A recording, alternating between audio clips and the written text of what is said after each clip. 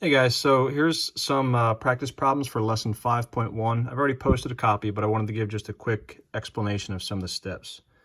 So in problem 1, it says if point G is the incenter of triangle ACE, then find the measure of line CD. We have to think about what an incenter does to the triangle. An incenter means that you have angle bisectors. So this line right here is causing these two angles to be congruent. These two angles are congruent, and these two angles are congruent. But angles aren't going to help us find line measures.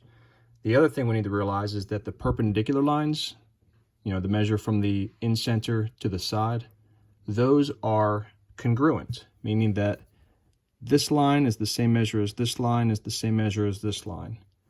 So if this line is 22, then so is that line. And what I did is I took that little triangle right here, because we're trying to find the measure of CD. We don't know that guy right there. I took this little triangle right here and I just kind of pulled it out and I redrew it.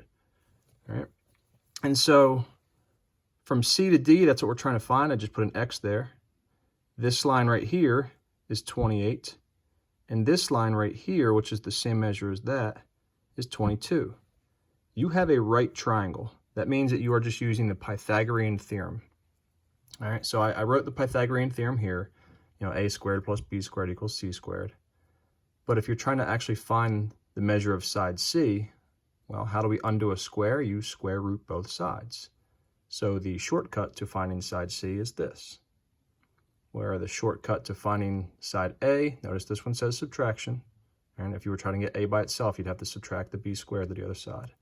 So the shortcut for this would be that function. And the shortcut for finding side B is this function. In case you had forgotten, in a right triangle, side C is the side that is opposite from the right angle, or it's the longest side, where sides A and B are the two legs. I always like to say that side A is the shortest leg and B is the longer leg, the middle side, medium side. So anyway, it looks like we're trying to find one of the legs. So I'm trying to find, basically side B. So I use this, and I plug in those measures, all right, C squared minus B squared, and I square root that, and I get an answer of 17.3. or about 17. With problem number 2,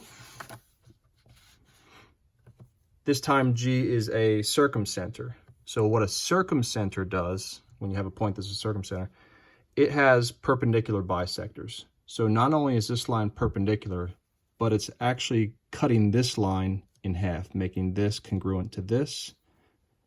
There's a perpendicular bisector, that is congruent to that, and this segment is congruent to this segment. Congruent just means equal to, same measure. All right.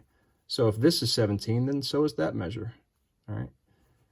These lines, the lines that go from the circumcenter to the vertex, those are equidistant, or an equal measure. They're the same measure. So if this line here is 22, then so is that line, and so is that line. We're trying to find the measure of BG from here to here. So we're kind of looking at, we're kind of looking at this triangle right here, or I could have used that triangle, either one. I chose to pull this triangle out right here. All right, there's line BG. That's the one we're looking for. If this line here is 22, then so is this line right here. It's equidistant, same measure, equal distance. So I put a 22 there, and we already had a 17 right there. So again, I'm trying to do Pythagorean theorem. One of the legs is missing. All right, I chose to do side A or B. It doesn't really matter. You're just going to do the square root of side C squared minus side B squared, or side A squared, the other leg. And when you work it out, you get this measure.